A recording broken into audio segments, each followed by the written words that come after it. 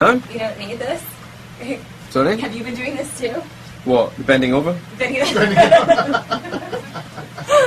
Only for 7 months whilst making this film. Yeah. Oh, she's at speed. Okay. Michael·Fassbender and James McAvoy are two of the most exciting and sought-after young actors in film today. Between them, their work at the cutting edge of contemporary British cinema has garnered rave reviews, as well as nominations at both the BAFTAs and the... Michael, thank you for joining me here today. Pleasure. Something's telling me that I want to ask you about the first time I saw you on screen. How did I feel about the first time I saw you on screen? The first time I saw you on screen was in Band of Brothers, and in which I actually thought you were American. I don't know why. There was a lot of Americans and a lot of Brits pretending to be Americans, but I thought you were one of the bona fide Yanks. And then I was very surprised to find you on the street in a Vespa, and I thought, why has this guy got an Irish accent? Why is he tapping me on the shoulder first? No, there's a guy in a helmet. No, I'm being Some stopped. crazed fan coming after you in a Vespa. Wait, we know each other. Yeah, man, you ride a Vespa too, so do I. It's all cool. Yeah, I know. First time I met James was on Band of Brothers. He was in a ditch. And I remember seeing this sort of cheeky, sort of Scottish chappy. And I was like, I like this guy's style. I just thought, you know, there was an element of mischief there and self-confidence. Nice one. And I thought I was very impressed. Thank you very much. Yeah. I just sort of, you know, I'd introduced jazz hands to a whole new level. It's like jazz hands influenced by constipation. And that was kind of really my sort of main influence for the physicality of Eric Lenzher. I had 3 options: to have no gesture, to Left hand, one hand, right hand. That's 4 options: left hand, right hand, both hands, palms, fingers, 1 finger, 2 fingers, thumbs. I fingered myself with 1 hand at the end. I fingered my own brain. I think Charles and Eric look like they're having a ball. They look like 2 dirty old men. They really do. We'll show you ours if you show us yours. Baby, that is not the way it works around here. We thought they looked like the 2 old men In the Muppets? No, in Coming to America and also in Trading Places. I can't remember their names. Oh. I can't remember. Anyway, Mortimer and Randolph and Mortimer. We kind of felt a little bit like those 2 guys, and there was one moment in that scene where we go into the world of cross-dressing, which ultimately got cut out of the... You loved it. You loved it. You I loved found a it. whole new side of my personality. Comfortable with how comfortable you were in That's doing just that. because you found me attractive, James. I've asked you not to reveal that about me on camera. I'm gonna have to remain neutral now. You said you cried watching Twilight after 30 seconds. Damn it, James! And he has to be really tested. He's got to lose the hair at some point, too. He's got to lose the head at some point. And we need to come up with some cool... I have an idea plot-driven for way. that. I think Magneto sneaks in, helmet and all included, one night when you're sleeping and just sort of shaves off your head and your eyebrows and then, like, leaves a little M mark. Maybe like a magic marker, a Sharpie, and draws on a moustache. You know, I got from you know, Magneto a very sort of old school Bond vibe, especially in the beginning when he's doing the Nazi hunting. I mean, wondering, were you guys influenced at all with that, or is this something that people have just been maybe noticing now that the film has come out? Well, I just saw it as an opportunity really to do a really elaborate James Bond audition. And you know, I just, you know, really kind of exploited that fact, really. And yeah, you know, it's, you know, one always has to worry about the next job, you see, that's the problem. So, no, in all seriousness, Matthew did say to me, you know, that this sort of, you know, the fact that it was set in the 60s and this character Eric, that he had envisioned him as a James Bond from the past, perhaps the, you know, Sean Connery type sort of mold. And I was like, that's interesting, but it didn't really affect my portrayal. I mean, I just really concentrated on what was in the comic books. The biography available in the comic books, it was so dense that I was spoiled for choice really to go away and really just create this sort of Machiavellian character. Mm-hmm. And hey, if 007 comes calling after the fact, you won't complain. Yeah, successful audition. A $200 million audition, that's great. Of mine, but Matthew had mentioned it in the early meetings that's how he envisioned a lot of it. But, you know, I mean, no, I didn't sort of, you know, think I was Sean Connery. No, you know, I just sort of, I just.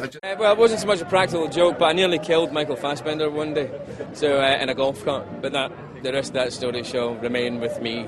That was just because you're a bad driver, or what? Yeah. The line between bad and exceptionally talented is very fine. We tried to steal the caddy cars as often as possible, get our hands on any vehicle around the set. The fondest memory that I do have is and the funniest memory is when James McAvoy actually wrote one of them off and gave me a scar, I think probably for life. There, that's the results of being thrown over the back end of a caddy car into the front seat because James crashed into the back of a Lexus. You know, extreme talent could be called a mutation in some. You know, if you want to stretch, if we want to stretch our Don't label me, man. Don't label me. No, but I mean. The human race, as it stands, it seems to be predominantly destructive.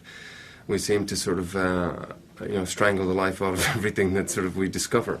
So that's unfortunate, and hopefully there will be a shift in consciousness, and we'll have to start, loving each other more. After all this serious talk, who teased who the most on this movie? It's pretty fairly squarely. I think fairly squarely. Fairly squarely right now. Fairly squirrely. Yes, I think we sort of teased each other throughout. You did fart on me more times than I farted on you. I remember that. That's my mutant gift. Yeah, that was your mutant gift. Magneto and Professor X, I think they start out, for a long part of this story, they are friends, right? Yeah. But as any fan of X-Men knows, that doesn't end that way. What's their major issue with each other?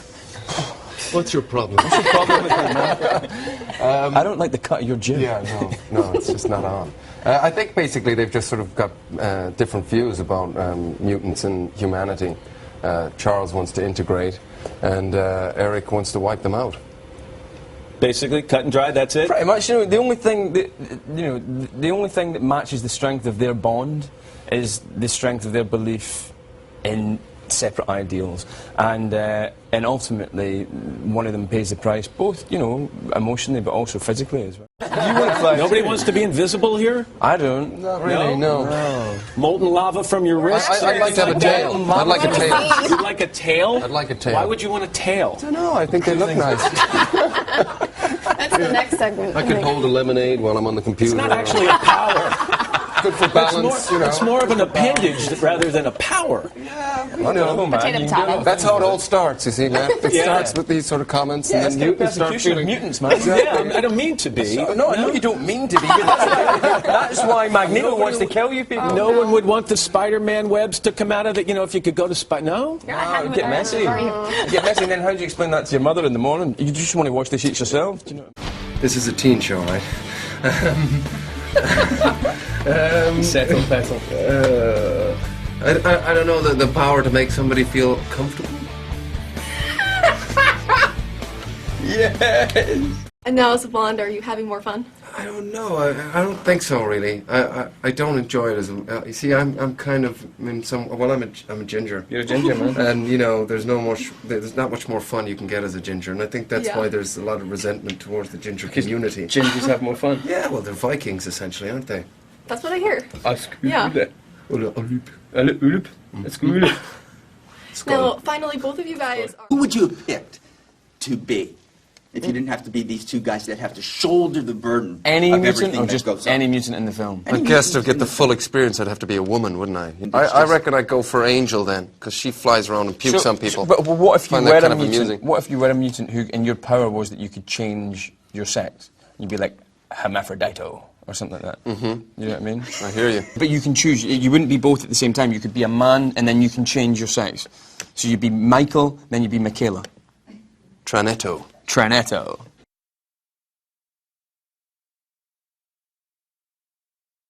And Cohen, First Class, is just absolutely resonates with James Bond of the 60s. Yes, that's right. And you've got the hat on today? Look, this is the most expensive audition for James Bond that I think you're ever going to see. It really is, but, Daniel Craig has that. Yeah, I know. He's going to rip it out. Coming after him. All this talk about you and the James Bond, isn't that going to make him really, really angry? I hope so, because it's when he gets angry that he's going to let his guard down. You're going to bring emotion into it, and that's a big mistake.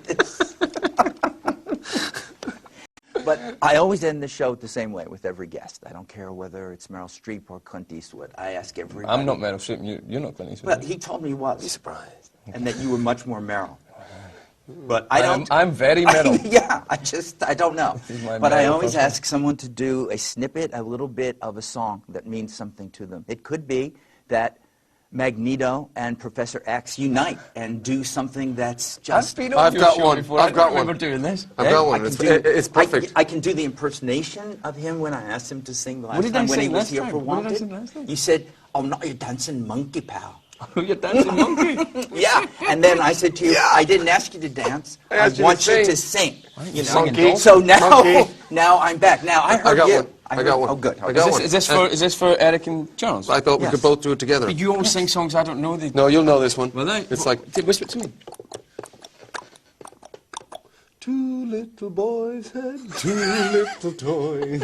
Each had a wooden horse. Daily they played each summer's day. Warriors both, of course. One little chap, he had a mishap. Broke off his horse's head. Da da da da da da da da. When we grow up, we'll both be soldiers, and our horses will not be toys. Climb up here, Jack, and don't be crying. We can go just as fast with two. Got that all wrong, but the melody was okay. I don't know. I'm sure you both think to yourselves, who could take the other one? You know, who could take the other one down? Take his helmet off. Yeah. If he lets me get my hands in his helmet, That's it. I'm in charge. You're in charge, because it is. Do you know what I I'm mean, telepathy is everything. Yeah. You know, I mean, what is a magnet? What if something is... Thank God I had that purple helmet. Yeah. Or is it red or purple? It's grey to begin with. Yeah, yeah. But then it gets revitalized and becomes purple. Purple. Wow. In X-Men First Class. Well, What is that moment that resonates with you powerfully about James when you look at this movie?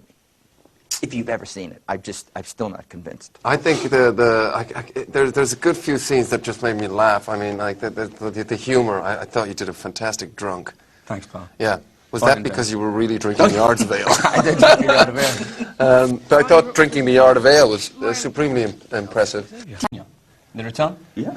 I think that the sexiness of his characters comes across so brilliantly. Thanks. Not that I'm drawn to that, but it's just something that, a little bit, on Tuesdays. And that really like worked for me in the first, especially that first 30 minutes where it's just like a kind of espionage adventure story. I still know, I suppose we're kind of uncomfortable talking about it because it's so true off-screen as well. Yeah. As we say, it just led to so much. we touch, the honesty's too much. What are aspects about yourself that you find comfort in finding in other people? I think the geekish element. I mean, I definitely feel like I'm a nerd, sort of in so many different ways. But I think it's actually through realizing that you actually have an interest and a passion in something, and that you can actually. I mean, I feel like I've been so lucky that I've found a profession where I can really sort of express that.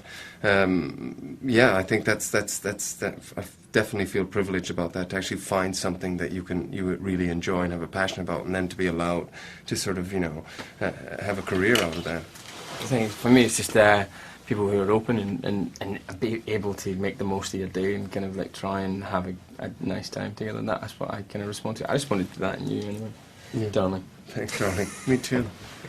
This is a sweet moment. It was. It's touching. It is, yeah. I'm It's enjoying nearly as powerful as the film. Nearly as powerful as this interview. Nearly. Nearly.